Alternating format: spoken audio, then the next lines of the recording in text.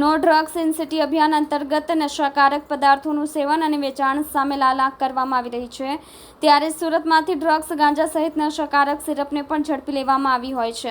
આ કાર્યવાહી દરમિયાન બાતમીના આધારે ઉધના વિસ્તારમાંથી 240 નશાકારક સિરપ ઝડપી પાડી હતી. પોલીસે બાતમીના આધારે ઉધના નવસારી રોડ લક્ષ્મીનારાયણ મંદિર સામે જાહેર રોડ પર બે ઇસમો આવી રહ્યા છે, જેની પાસે નશો કરવામાં ઉપયોગમાં લેવાઈ રહેલી કોનેક્સ ટી સિરપની બોટલો છે, જેથી તપાસ કરવામાં આવી હતી, જેથી આરોપીઓ પાસેથી નંગ 240 સિરપની બોટલ મળી આવી હતી, જેની કિંમત અંદાજે ₹36,000 થાય છે. સાથે આરોપીઓ પાસેથી મોબાઈલ નંગ 2 તથા રોકડા ₹21,900 તથા મોપેડ ગાડી સાથે કુલ્લે ₹1,87,900નો મુદ્દામાલ સાથે બે આરોપીઓને પકડી પાડ્યા હતા. ગઈકાલે ઉધના પોલીસ સ્ટેશનના સર્વેલન્સ સ્ટાફના પોલીસ કર્મચારીને ઇન્ફોર્મેશન મળી હતી કે કોઈ વ્યક્તિ સિરપ લઈ અને પસાર થનાર છે અને તે લક્ષ્મીનારાયણ મંદિર છે જે ઉધનામાં BRC પાસે એની સામેની જાહેર રોડ પરથી આવનાર છે. આ બાબતે પોલીસે રેડ કરી હતી NDPSના જે કાર્યવાહી છે એ મુજબ, અને એમાં 240 બોટલ કોનેક્સ ટી નામની જે સિરપ આવે છે, જે ગેરકાયદેસર રીતના એણે પોતાના પોઝિશનમાં રાખી હતી, એમાં એ લોકોને ધરપકડ કરી છે.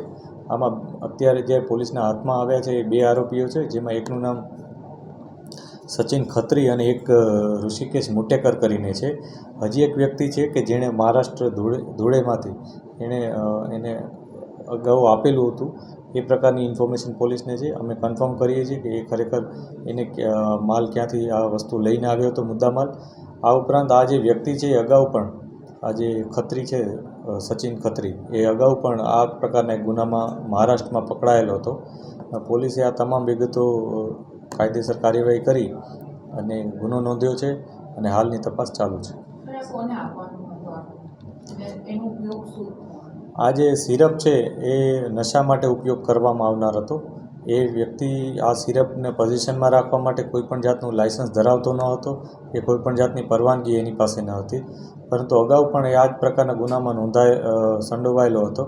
અને આ પ્રકારે જે લોકો નશો કરે છે એ લોકોને આ પ્રકારની સિરપ વેચી અને આર્થિક ઉપાર્જન કરવાનું એનું આયોજન હતું.